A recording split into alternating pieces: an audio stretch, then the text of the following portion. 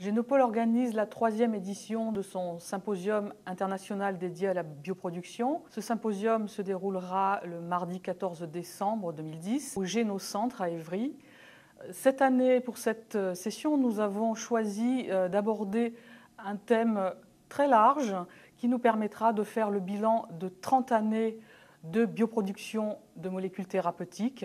Depuis les années 80, avec la synthèse des premières insulines et hormones de croissance recombinantes, jusqu'à aujourd'hui, et puis surtout les perspectives pour les années à venir, nouveaux systèmes d'expression, nouvelles molécules, nouvelles cibles thérapeutiques.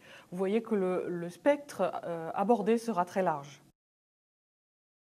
Nous recevrons des représentants de l'industrie, notamment le site Novartis de Huningue en Alsace. Donc, ce qui va nous intéresser, c'est de connaître l'évolution de ce site d'une activité monoproduit à une activité multiproduit et cette transition réussie.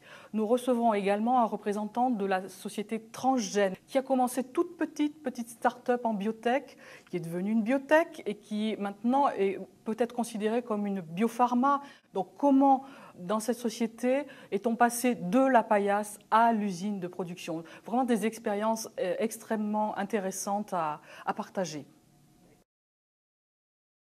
Je vous disais tout à l'heure que les premiers biomédicaments étaient apparus dans les années 80. Ça veut dire quoi? Ça veut dire qu'aujourd'hui, ces premières molécules enregistrées tombent dans le domaine public. Donc, une des sessions de l'après-midi, la dernière, sera consacrée aux biosimilaires.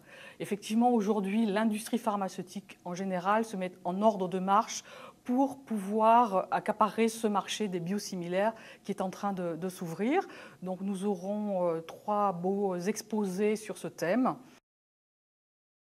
Quels sont les systèmes exploités aujourd'hui? Donc, j'ai évoqué les bactéries, les levures, les cellules de mammifères, qui sont les modèles classiques utilisés pour la production industrielle de biomédicaments. Aujourd'hui, on s'intéresse à d'autres modèles, des technologies tellement surprenantes. On va parler de vers marins qui permettent de produire des substituts à l'hémoglobine. On va parler de plantes carnivores qu'on considère comme des plantes à traire qui synthétisent et sécrètent naturellement des protéines pour digérer les petites mouches qu'elles piègent. Eh bien, en les modifiant, on peut leur faire synthétiser aussi des protéines thérapeutiques. Donc c'est ce melting pot en fait de cultures et d'individus qui va élargir le champ des possibles pour la bioproduction de demain. Nous allons également vous présenter un projet extrêmement intéressant dans la mesure où lui va s'attacher entre guillemets à faire du neuf avec de l'ancien.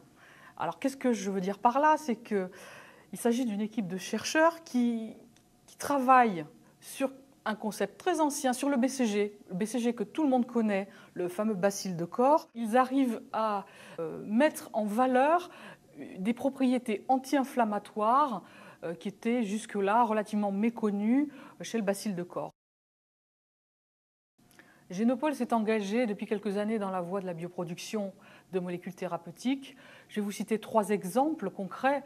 Premièrement, Génopole a participé au financement de l'unité Généton Bioprod de vecteurs viraux qui a été inaugurée il y a quelques jours. Génopole a construit une unité de production de lots cliniques d'anticorps monoclonaux et protéines thérapeutiques. Et enfin, Génopole a signé un partenariat avec la société québécoise Medicago qui développe des vaccins produits par des plantes. Et ce partenariat consiste en l'implantation à terme d'une usine de production de ces vaccins à Génopole. Nous allons mettre dans un tube à essai, tous ensemble, des profils aussi différents que des industriels du secteur pharmaceutique, que des chercheurs qui ont peut-être un projet qui paraît farfelu au départ, mais qui sera, sait-on jamais, le modèle de production des biomédicaments de demain. Et puis aussi des hommes d'affaires, des businessmen qui seront là pour être à l'affût des perspectives de développement économique qu'offre aujourd'hui l'ouverture du marché des biosimilaires. Dans ce tube à essai, nous allons probablement réaliser un mélange explosif, mais qui fera, nous l'espérons, le succès de la bioproduction de demain.